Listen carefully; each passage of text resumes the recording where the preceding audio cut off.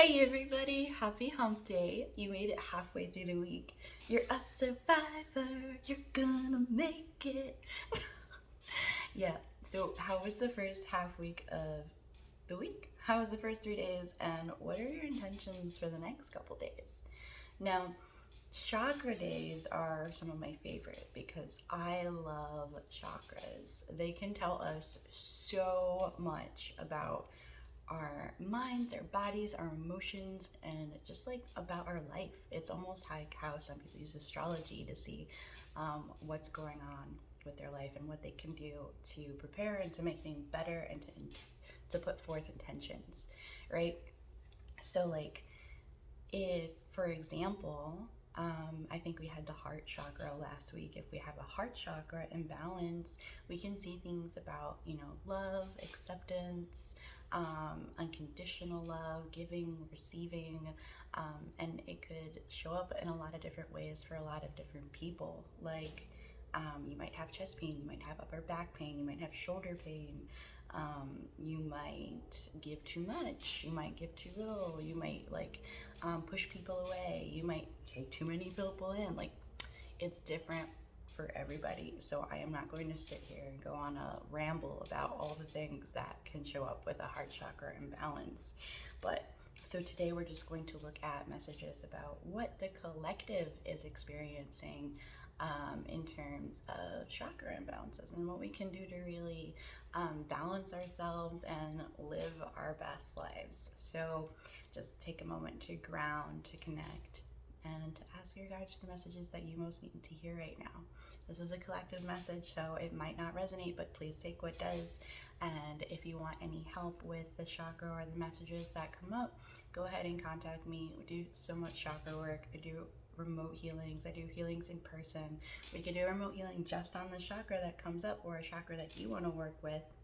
I do reiki infused bath salts with crystals that I make. I do kits to help you work with that chakra. I do readings. So there's so much that we can do together. So take a moment, connect, and let's dive right in. Alrighty, chakra work for the week for the collective. I'm still having a really hard time shuffling this deck, but I love it still, so I'm still using it.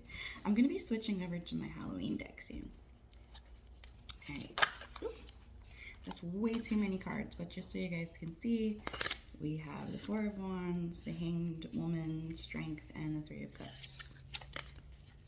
I just want one card. I just want one card. Thank you. Oh, and that's my cat. Alright, for the chakra post, I like to look at the book just because I think it's really fun because this deck is literally made for chakra work. We have the Seven of Coins. Oh, look, and I opened right up to the page. Seven of Coins, the time of financial evolution. She lovingly appreciates one of her coins, illustrating gratitude for the journey she has taken. Her unspoken message to the universe from her coin collection is to attract more friends. Money will come as love encourages continued growth. Chakra Message. Who in your ancestry had material prosperity? Manifesting abundance may be what you came here to do. Resistance indicates fear of losing what you have. Indication. Something must be removed to make room for the new. There's financial material gain mixed with healing.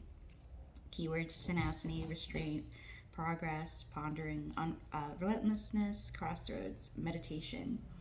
Imagine inviting the light from the universe in and ask that money come to you from unexpected sources. Breathe. Hold this energy for 27 seconds. Repeat as often as necessary. And contemplation. You have attracted money when you intentionally requested it. How can you turn on the money energy effortlessly?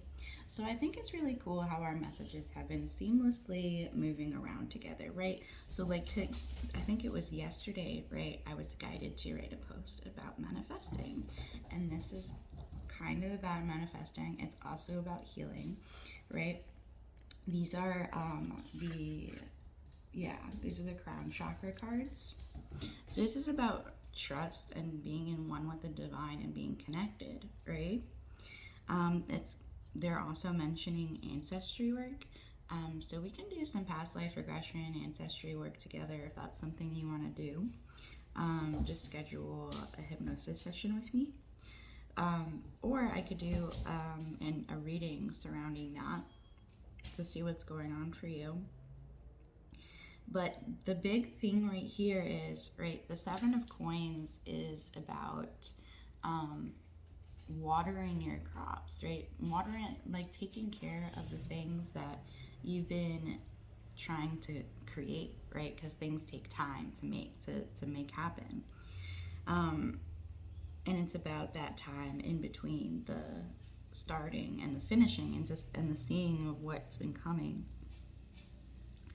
But with the crown chakra right here, it's about connecting to your ancestry, to your higher self, to your guide team, to the divine, to see what the next move is in cultivating this thing that you've been trying to make happen. So you've been able to create things before, right? Like if you wanted something to happen, you made it happen. So you can do it again. But what can you do to make it easier this time? And to do that, to manifest things easily, to create things easily, connecting to your guide team, to your higher self, to your ancestry is one of the most facilitating ways to do so.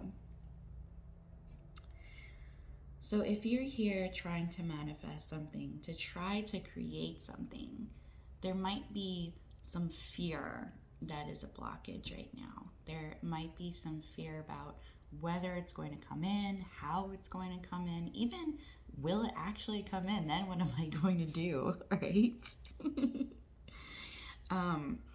So if you're having that moment right now here, where you're in the in-between of you've already been putting the work in, but you're not yet where you want to be, try to see if there's some fear there about the outcome or getting to the outcome, and see where any resistance might be about letting go of what is to get to where you want to be, right? Because whatever you're trying to make happen, that's something new, right? And whatever it is, we're going to have to make room for it so that it's capable, right? Like when you go buy something at the store, it costs money, right? So you lose whatever, $10 for that meal that you're getting, right? But in exchange for losing that $10, you get your meal, right? If you were working towards a goal, working out, right, you put in the time, right, to get to that goal. So you exchanged time for that goal, that fitness goal. So there's always like some equal exchange. Now I'm thinking of Full Metal Alchemist. But it's true. So you have to think about what it is you're trying to create and what you want, right? Like how much does your heart desire it? How much does your soul desire it? How much do you need that thing in your life? What kind of things are you willing to change or to be open about without even knowing what's going to change to get this, to make it happen? And then to trust, to surrender to the divine, and knowing that they will help you, guide you, hold you, support you while this all happens. Okay? So if you need any help or support at all, I am here. You can get in contact with me. I hope you have a beautiful rest of your week.